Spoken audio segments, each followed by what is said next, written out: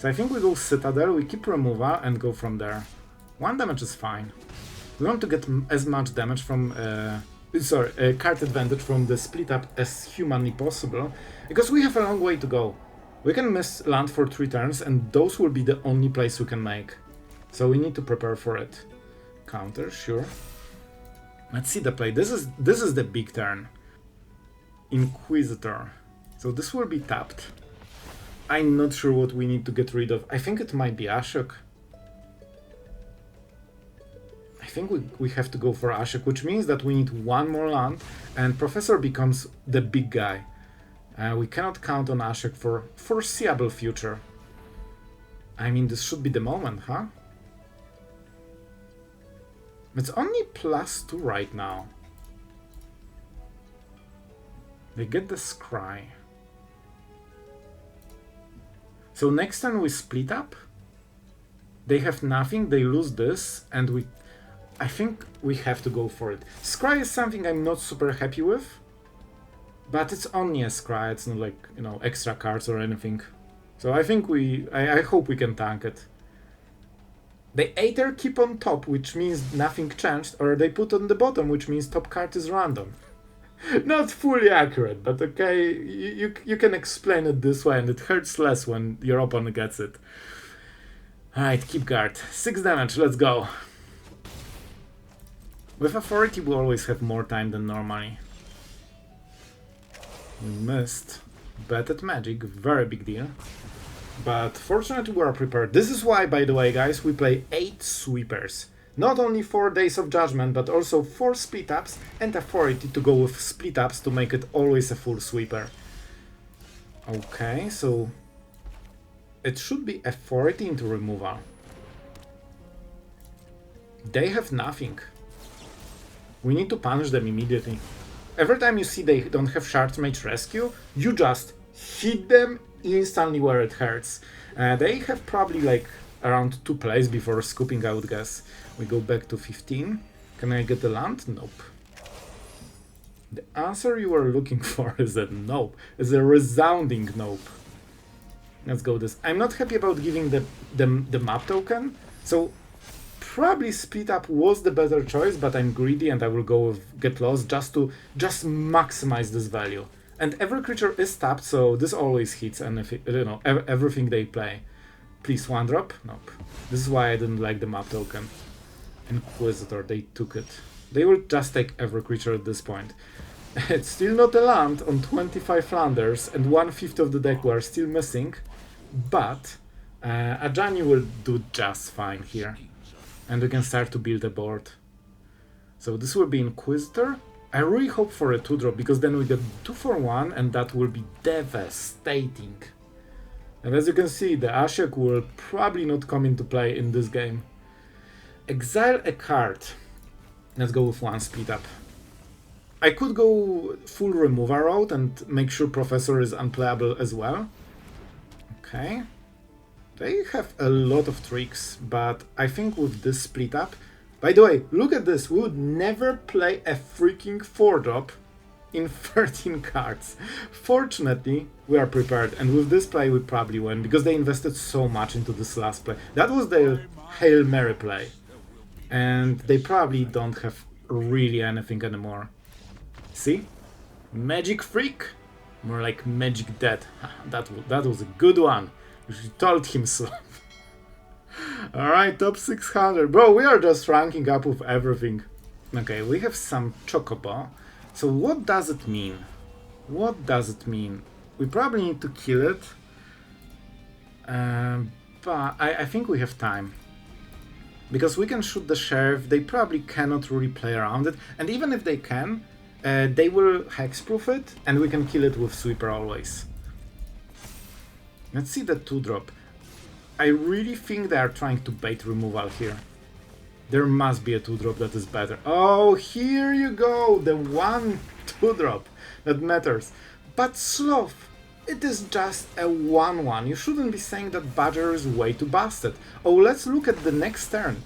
-2. Ajani deals 4 damage to target tapped creature, for example Chocobo. Then it leaves with 1 loyalty, which means this is actually killing a Planeswalker, which is equivalent of having extra Bitter Triumph or something. This is insane advantage. And they got it for free after we answered 2-drop perfectly. And we even didn't take the bait. So this is the best case scenario. After you kill Badger, you are still super behind.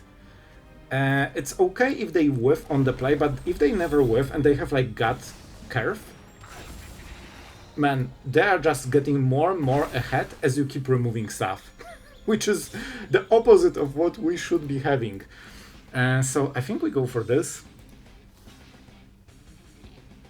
I guess they still get, because we will sweep the board, so I guess we can save more loyalty. It's a little bit better, but we, oh my god, we might miss.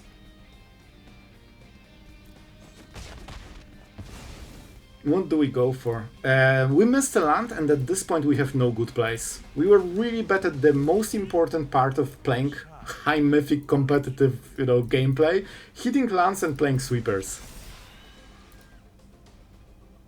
We still can have the chance on the next turn, I feel, and we can still protect our dude. I will block Chocobo because I don't think they can Earthbend, but still better. And now they need Indestructible, but this is, Guys, this is the type of gameplay and the player that we really encourage with those Badgers. So, yeah. Just... Oh, man.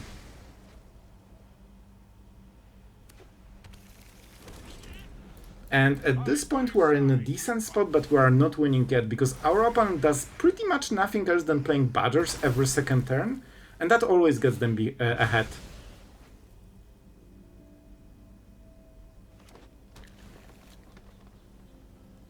And they still have 3 mana, so they aren't even over if they have any good plays. They can go Hydra, in which case you literally need to play a second sweeper, because you will just die. We have to trade. Our opponent thankfully wasting every single extra value they are getting for free from playing Badgers. Love it. Absolutely love it. Now we can make 4 tokens and send our opponent to Shadow Realm, where they belong with this Badger filthiness. Oh man, Badger grinds my gears. This card is so much more powerful than it should ever be printed. I've been checking sometimes like the deck list, and I've seen like $75 on this card. I don't know if it's true, of course I'm not really playing paper, but the price alone tells you what's going on. Sure.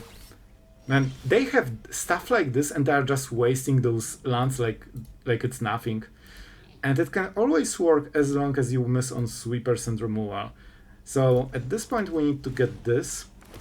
Do we get the counters and try to outvalue them? This is 2-drop, so we cannot really hit it. We could make a creature and then give everything flying. It's not a bad play. It's not a bad play. We need to win against this guy. Okay, I'm not losing this one. I think we go for this play. They cannot really kill Elspeth, I believe. This has trample, but it will be so much value. We get basically, what, 2 tokens, and they will be basically +4/+4. I think it's worth it. Let's go. A little bit, greedy play, but I really think it's worth it here. That's a good board. So we can hit for 8 and potentially kill them very soon. So this is 8 damage, and next turn it's 16. 24, that means 2 blockers. So then if they kill Planeswalkers, it's not good enough anymore. Oh, but we need to activate Elspeth again. That's fine. If they attack, they won't have any blockers, and they still need to go for 5 loyalty. So 2 blockers will prevent it. Ascension. They probably put all the counters here, but they cannot activate it to 4. Okay, I think we are winning against this guy, which is just freaking justice. Oh, cool. Do you have double land or something? Did they even order it right? Don't you play Harmonizer first and then go Ascension? Maybe they didn't have mana. You know what? I'll take the win. Okay, we are going first and we have Authority. The question is, do we want to surveil first? We don't have 2-drop, so honestly this feels like a little bit better play. And we can also check the matchup, you know, before we surveil. Oh no, I don't trust you. You might be a mountain enjoyer. Show me the land. Okay, I'm not a fan of is it, but now I'm contractually obligated to say hello because it's not red. Alright, so we don't have 2-drop, that means we can drop this. I mean, that's kind of what we have to take. I'm a little bit scared. It feels like crab version, not the otter version. And they might have Thunderflock too. Generally, Authority is here for all those aggressive decks, you know, but our opponent is not playing any creatures right now. I think we played with this version, I remember this card, and it's kinda unique to some of the versions. I think this might be exactly the deck we played. Okay, so now we can finally drop some cool Planeswalkers. I wouldn't be surprised if the first one dies. Let's go Kaya. Oh, that's nice. So let's surveil and make sure that you have no graveyard. Land can go. Honestly, Ajani for this matchup is kinda bad. It can do stuff, but it's not really what you want. Bye bye. See ya. No card for you. Of course, they can harmonize it very easily with all the elementals and crabs, which are also elementals. Hopefully this survives. It will be nice. I believe we have one Kaya. It's just to, you know, be there for those long graveyard matchups. And they will of course play more than one spell, so they will still get more and more discount. We cannot keep up with Kaya, but it slows them down still a little bit. And of course we remove all the stories, not all the stories, they have just too much. Let's start with this. Oh boy, those are some serious heavy hitters. We could go Ashiok and then play Elspeth and -2 it. Not too bad. Professor will be a removal as well as Elspeth. I'm not sure if they can kill Ashiok. I don't think we'll take 2.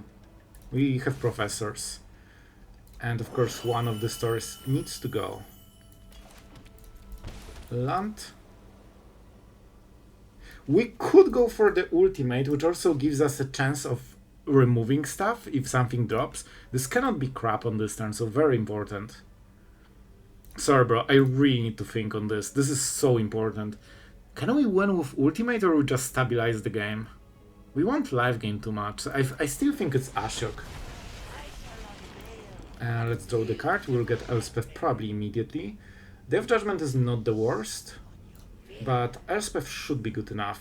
And she can insanely scale our board. Like, moment we drop this, we can get 4 tokens here, 2 tokens here, and 2 tokens here. So instantly you make a lethal board on the same freaking turn. And nobody expects Planeswalker control to just drop the deadly board that they cannot answer without a sweeper. Like, that's not how control plays normally. They always feel safe that maybe you have one creature that is super deadly. And so if we play Elspeth, we risk a counter spell. I think it's worthwhile. They didn't have it before. Even if this gets countered, I mean, no, it's a risk. But a worthwhile one. I really hope it drops. Man, the board will kill them in like 3 turns then. And, okay. We start with this because it creates the most. Well then! Oh boy, that is a lot. Do we go for the stories? It's very tempting. 2 tokens? Yeah, I think we go for it. I need to make sure that they have as little instant and sorceress as possible, so they cannot combo. They need to go a little bit crazy. Okay, I still think that might be crap at the end step. They have exactly the mana for it. And I think they will still have the discount. Will count. Okay, first let's know. So we exile this, they have 5. I think that's a full discount on crap, I never remember. We probably need the land for the next turn just to keep developing, and Necropsy to kill it. Wow. Was close, but we got there. And man, we are actually ranking like crazy. Alright, 679. Nearly nice. Well, we're going first. Hopefully we won't get mana screwed. Like, we have 25 lands, but we get very often some, mana issues. Even though that shouldn't be the case. So what can we do? Do we go for get... Yep, I think we do. This will be a rough one. We need to somehow survive to those guys. But so far so good. Blood Witch. This will be a lot of damage. So this is Rise the Pass version, so I think Gorehound is so important. If they surveil 2-drop or 1-drop into the graveyard, it's really bad. And let's make sure that we save some life. We need to survive to this and somehow stabilize the board. Rise the Pass is a huge problem because it's basically one card combo that kills you on the spot. It's very similar to Kavara in a way. Fortunately, we can kill the dude. They are fully tapped, so we don't really lose anything. It will be kinda hard to hit split up right, because they play so many new creatures every turn, so there's always something that isn't tapped. We could kill Blood Witch, but it's probably not amazing. Oh, this would be a weird one. I can see argument for going card for card, but because they have so much, I don't want to waste our last sweeper. I think we need more value than this, but without this, Ashiok would have better chance to survive on the next turn. It will have 6 loyalty, so we will see, But they always can pump this, they can get it to 5-5 potentially, so a lot of chances that you need to evaluate. Oh man, this will hurt. I'm not crazy happy about seeing this board. This is already 5 down, so theoretically it survives, but one map token, yeah, they will definitely hit +1. Split up is not perfect here. It's either Sephiroth or Blood Witch, never both. We could go Ashiok into... I think this is what we have to do, but then we are not drawing cards, which is really bad. Oh man, this is not a great choice. How can we beat this, man? What exactly is the winning play? I'm leaning toward 2 tokens, then we can block those 2 biggest creatures. So they need at least 3/3 on both creatures to kill Ashiok. I think it's doable, but the fact that we don't draw a card with this always just... I absolutely despise not drawing a card. If bad things happen here, we just have the same turn but worse on the next one. But if things go right, we can steal the game with this, so I guess it's worth it. And all of this will probably be tapped, so we can split it up. Of course you can hit Day of Judgment and not have a single problem like this, or Authority, which completely destroys this deck. But we are bad at Magic and we didn't draw any of them. It's 7 cards, so the chance is kinda high. Especially Authority stops all those shenanigans. Right now, I only... Wait, they have Moseo. I'm curious if that means they don't play Rise the Past. Sephiroth is here because it's such a good card, so, it's still worth it. But you generally shouldn't be playing double 3-drop in this deck then. So maybe they don't have this game plan, which would be great for us. Like, Rise the Past is the one thing that we really don't want to go through. Okay, this is great. Wait, are we getting everything here? Only 2 damage. I could take more and save a creature. It could be maybe worth it, but I really want to stay high on life. Because, And let's start drawing cards. Necropsy might be nice.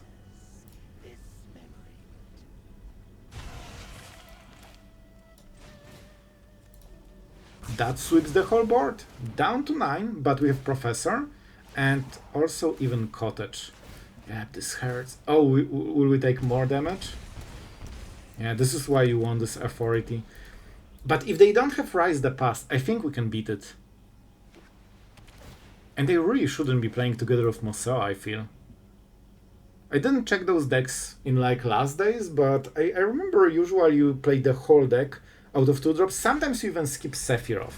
Yeah, they even have Halia, which is even more 3-drops. And they still play it anyway. Cool.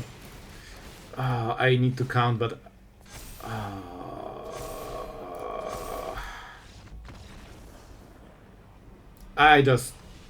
I'm out. We don't even have a sweeper to sweep this. Alright, we're going first, however we might miss on the lands. We have Get Lost, potentially one land and we can split up, so I think we should have time to get into Professor and get the cards. Our opponent spamming those 1-drops. The only way. The only way. We don't have black mana, so we are definitely whiffing hard on the mana base. Hopefully that won't bite us. Like, I would love to play this game. My expectations are high. I want to play it when I'm playing it. We'll see if the shuffler agrees with this crazy, crazy stuff. Let's go. Not the perfect play, but we need to go with it. Land, land, land, land, land. Nope. Bad at Magic. We lost the turn. 1 turn behind. Actually 2 because we're on the draw. Right? No, I think we're on the play. So, stock up. Very interesting to play stock up and aggro together. I will try to wait until Shuffler allows me to play the game. Man, what a great way to start. Oh man, whenever you cannot play the game because you missed the land, it's like, bruh, you know? I mean, you know, you've been there. We've all been. So, yeah, our opponent is playing single player. Honestly, I want to scoop at this point so hard, you have no idea. Whatever this game will be, it will never be what it was supposed to be. Our opponent is hitting 5 mana with an aggro deck. I think this is just crap deck, mono blue crap. And we are trying to hit the 3rd land with 25 lands in the deck.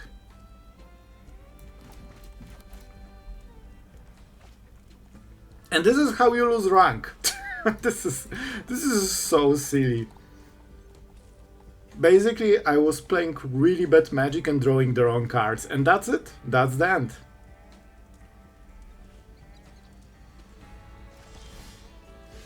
Okay, turn 6, we finally get our 3rd land. Impressive, insane, incredible, and all the words on I. Can we still try to participate in this game? I have no idea, we missed so many turns. Basically, our opponent got 3-turn head start. And we still didn't hit the black mana somehow. We only hit Celestia sources, even though we have like all the splits correctly. So we even have more black splits than those. Alright, we will try to buy more time. Man, we are having issues in this game for literally all the wrong reasons. It doesn't really feel like we're playing the game so far. But we'll try. Even if they protect it, that's okay. Like, we have so many weird plays. This is really fine for us. They cannot even reply it. Alright, finally! Thank you! Now we can potentially start playing Magic. If that's Spell Pierce... What is going on in this game? You know when was the last time I've seen this card? I actually don't know. The last thing I remember is... they were countering their own spells around Streets of New Capenna. This is what I remember. And I don't even know why. Was it Tibalt's trickery? I think it might be. I have no idea what's going on. Some weird shenanigans. Schaffer is working overtime to make sure that this game is as weird as it gets. And I have no idea where we are in this game. And well, we know. We will Day of Judgment. Or maybe even split up. Oh, now we are getting our Abzan land. Okay, sure, why not? So I think what we have to do is destroy every untapped creature. Fortunately for us, we kinda specialize in answering... What the hell? They play more than one! And they actually managed to draw all of them in the first, I guess, 20... How did they mill so much? I have no idea what this game is about. I will Day of Judgment. I swear, if they have the 3rd one, this will be the fastest conceit you will ever see in your life. Okay, cool. Guys, you can play 100 games and you will not see what we are seeing here. Another stock up. That's definitely interesting. They must have, be playing crabs. Like, that's the whole point of the deck, it feels. But it's sometimes hard to find all the slots. Let's go for this and see if we can finally get our spells resolved, or is it as a third counter spell? You know, the one that literally nobody plays in standard since years. Okay, and now we instantly need to start hitting cards. We need the next Planeswalker. Okay, now we will get lands. Perfect. A classic shuffler experience where every part of the game is going exactly opposite of what it should. Alright, I still am happy we have Ashiok at least. And we'll have to kill it probably immediately. Oh, of course it's a pirate. Yep, of course it is. They cannot pump it on this turn. They need to play spells during our turn to put the counters. So right now it is a 2-1. What are you? Oh, this is Paradigm. This is also the first time I've seen this. Oh boy. Let's first get the card before something bad happens. Let's go Ugin. And because we cannot really play too much on this turn, let's play the more expensive one and make sure that the board is clear. However messed this game is, I mean, we are getting there, slowly but surely. And that's the 4th stock up already. Okay. Obviously, every time they hit stock up, they basically get a free value.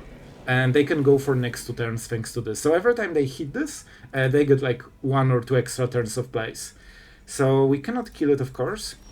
But Ashiok finally is doing some heavy lifting for us. This is our anchor in this messed up matchup. Ajani is really nice. Get Lost is also great, but I think we could go with Ajani. Not sure if on this turn. So let's go around ward first. And see if this goes through. Then maybe we can go Ajani to shoot the sheriff. We need to make sure they never have a creature. Because of course they can copy it. Good. There is a chance that something will be flashed. But we still play Ajani, we get the token, potentially removal at some point, or just a bait. I think they have like Drowner or something. And I hope we can kill it with Shoot the Sheriff. I still cannot believe the start of this game, man. I've never had a game like this in like last 2 or 3 years. This is the worst case because this is of course a pirate, so they also perfectly hit the type that we cannot answer. So the mess up is continuing. Yep, here you go. At least we know they cannot draw humanly next stock up because they don't exist, and even with this weird draw they cannot play more than 4.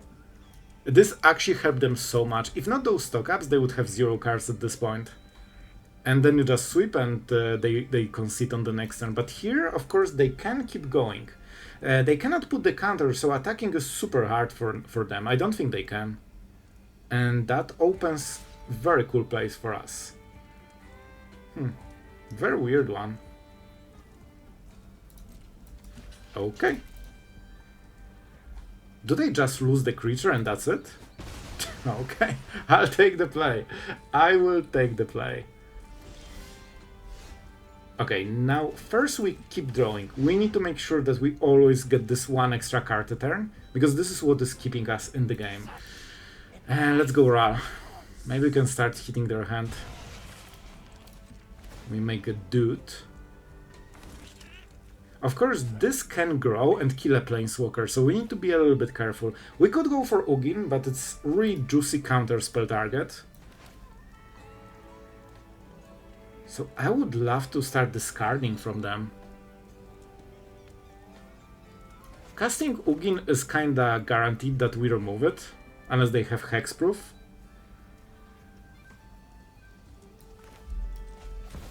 I think we can go for this for this turn. Survival is also pretty good, but let's start discarding. Alright, What the hell was this? But we won, so you know what? I'll take it. But I've never had a game like this, man. Alright, we're going first. We have removal, you know, kinda classic hand. Surveil will be very nice. I have no idea about the matchup. I actually have no idea. I will take it. Because we have card advantage with Professor, and if we hit an aggro deck, which in Mythic is like 99% of your matchups, you need to, you know, kill every single thing very, very quickly. And we didn't have turn 3 play. I think I will just take it. I feel they might pass the turn, but I would prefer them not to. Modified is also the counter, right? If I remember. Equipment, auras, and counters, yep. So they can use this map token to put a counter, get it flying, but honestly we don't super care. We don't really have a target for the next turn. Unless we draw something like Split Up, in which case this would be a perfect play. I think we still go for it. Not extremely happy. Aerialist is such a problem always. But we just need to tank this one turn and hopefully we'll be fine. Also don't forget, if they use this, that uses the mana. They have only 3 points of mana. Believe or not, we are in the early game. Alright, yep. And that's the problem, because you will never kill it since now. And that forces us into very bad gameplay. We have tons of sweepers, so we are kinda prepared for this matchup. But even if you play 8, you might still miss on all of them. And so far this is what is happening. We could draw a card, but then it dies. We could live gain, but I think they can pump it to kill Professor in turn. So maybe we just go Kaya. This has flying, so it can block. That's a problem for our opponent. They kinda rely on this flying to go through all the defenses. Basically we need to start... I wanted to say, at least we know they probably don't have second sheltered, so they don't have counterplay to this. Well, little did I know, they are having a Shuffler Pact, which guarantees 2 sheltered in top 12 cards, somehow. And also another removal spell. Okay, can I be good at Magic, draw Sweeper and win? Nope. Nope. I will not. We are close to that, by the way. I cannot believe how RNG messed us up.